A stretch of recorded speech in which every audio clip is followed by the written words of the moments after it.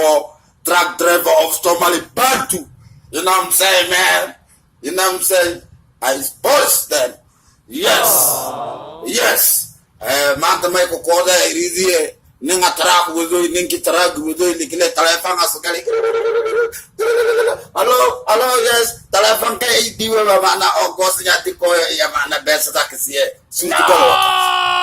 Ya, alen track wuzo. Ya, surtu galmea shiriwane an shirimne. Ya. Wallahi billahi ya bro. Again, atanah al-traga wuduit. Minangka biyo loko goy. Korante loko goy.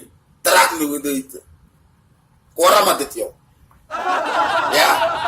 Laatinte adi. Laakto ini bati kasoite. Laakto maana adana mand orange shego. Ya. Megalo otrago wudu o blamasho ante minang. Laakto may ko bagay na awen kang tiji for mindam bagi for nang kamay kile mana wal may nang atrak wudu mana.